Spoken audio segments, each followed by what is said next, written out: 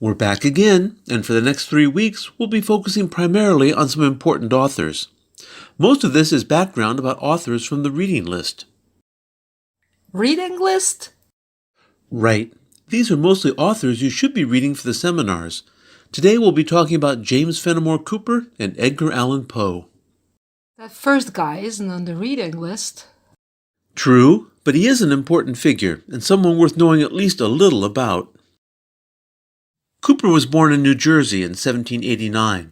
Like Washington Irving, a member of the first generation to grow up in the newly independent nation. His family moved to Cooperstown, New York, where he spent a large part of his life.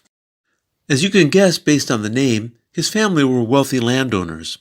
Cooperstown later became famous in American mythology as the supposed birthplace of baseball in 1839, and the town is the home of baseball's Hall of Fame, better known for baseball than for Cooper. He served in the U.S. Navy for 4 years, then married and started writing in 1820. According to legend, his wife challenged him to start writing after he finished a novel and complained that he could write better than that. He moved his family to England for 7 years, during which time he continued to write.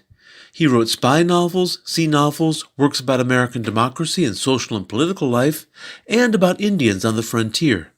It's this last topic for which he is most famous. He wrote a series of 5 novels which feature the character of Leatherstocking, a frontiersman who straddles the border between Indian culture and the rapidly encroaching white European society. The best known of these novels is The Last of the Mohicans, and some of its features make it worth a short look into the plot itself. During the French and Indian War in the 1750s, the 2 daughters of the British general in Fort William Henry decide to go visit him while the fort is under siege. What? Yes, it is stupid, but that was both war in that era and part of Cooper's plot. They are escorted by a British officer who relies on an Indian to guide him there. It turns out, however, that this is a so-called bad Indian who wants to take revenge on the British general and thus betrays them. He also wants the dark-haired daughter for himself. In the course of their adventure, they meet up with Leatherstocking, a white hunter who is traveling together with 2 Indians, Chingachgook and his son Uncas, the last 2 surviving members of their tribe, the Mohicans. These 2 are the good Indians, as it were, since they help the women try to avoid capture and then later join the rescue attempt after they are captured. And, since this is a romance as well, Uncas falls in love with the dark-haired daughter too. The romance and the grouping of characters allow us to distinguish 2 phenomena in Cooper's value system. 1, his attitude against miscegenation, and 2, his belief in cultural relativism. Miscegenation is a mixing of 2 races. Cora, the dark-haired daughter, is revealed to have had a black mother, and as a mixed-race character, she is available, as it were, to the 2 Indians. Having the blonde daughter the object of their desire was not acceptable. If you doubt that, see almost any pre-21st century film. But still, Cora is nominally white in the story, and the mixing of the races just doesn't work in this universe. Hence, all 3 characters die in the end, Magua, Uncas, and Cora. On the other hand, the British officer and the blonde daughter survive to develop their relationship. The other value is cultural relativism, the belief that what works in one culture is not necessarily good in another. Leatherstocking is the main proponent of this idea. As a man between 2 cultures, he recognizes, for example, that European ideas about protecting women are not practical on the frontier, will not help rescue the women, and are foreign to Indian thinking.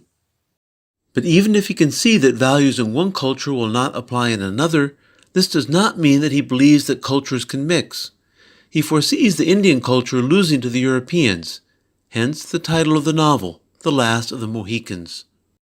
Leatherstocking himself is a symbol of this inability to mix the 2 cultures. In none of the names he goes under for the 5 novels is he successful with women. He knows he will die without children and becomes a symbol of the infertility of living between 2 cultures. One of Cooper's greatest creations, then, is the symbolic frontiersman, the lone rider continually moving west, an individualist who never settles down and rarely talks but is willing to act. Cooper had historic models for this character, in particular Daniel Boone, who helped open up the area west of the Appalachian to settlers. Born in 1734, Boone was a national icon by the time he published his memoirs at the close of the Revolution. He claimed that any time he could see the smoke rising from the chimney of another cabin, it was time to move west. In Fenimore Cooper, you should be able to recognize the characteristics of the literature of the New Republic.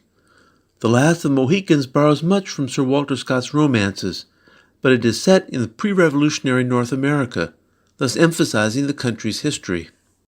When he died in 1851, Cooper was considered one of America's most famous novelists, and was one of the three most famous figures of the earlier literary era. The second person we're covering today does not fit into this era or this pattern. None of Edgar Allan Poe's stories are explicitly set in America. Some of his works were published before 1837, but none of these dates are hard and fast. They are just marking points.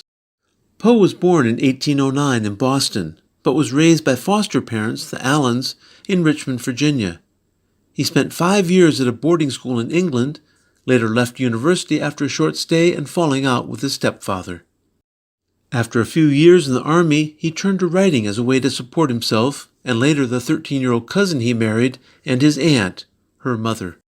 He held a few jobs as a literary editor, and he was in fact a skilled literary critic, but he lost a number of jobs because of his drinking.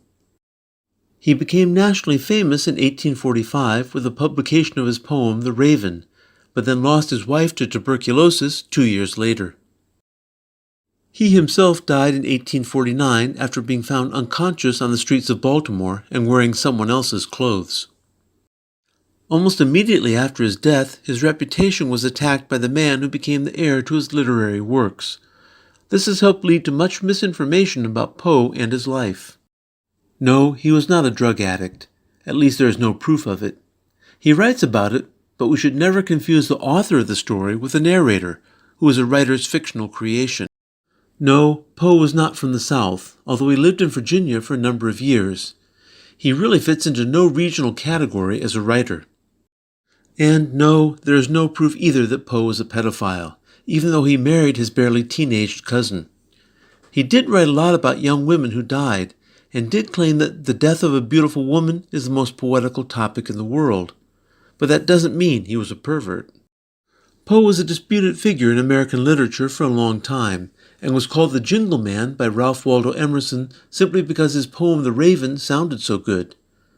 Poe didn't help this by bragging that he knew the formula for writing successful stories. This cast some suspicion on his motives. Was he a misunderstood, troubled artistic genius? Or was he manipulating the reader?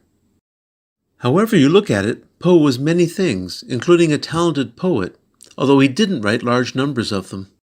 He is most famous for his horror stories, some of the most popular of which he published in Tales of the Grotesque and Arabesque in 1840.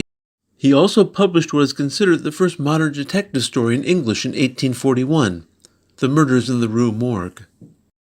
And he was a top-notch literary critic who established a theory of the short story. In The Philosophy of Composition, he gave a description of the principles behind his poem The Raven. He claimed that the short story had to be short enough to be read in one sitting.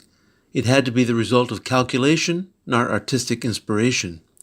And there had to be a unity of effect. That is, all elements of the story had to point toward one emotional effect on the reader.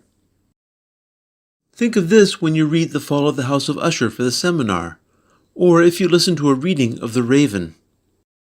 The setting, the time, the situation, the repetition and the rhyme structure all point toward an atmosphere of melancholy. In the last element, you literally hear the compulsion in the narrator's suffering. And this is one of the major themes in much of his writing: the compulsion of a narrator, the collapse of the personality, and the perversity of human nature. The seeds of our own destruction, Poe seems to suggest, lie within us.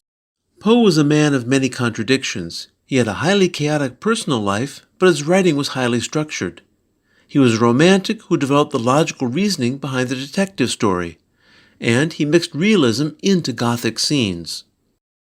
Food for thought, and we'll be back for another serving next time with 2 more authors who, like Poe, fall into the 4th era. Huh? What? We're eating now?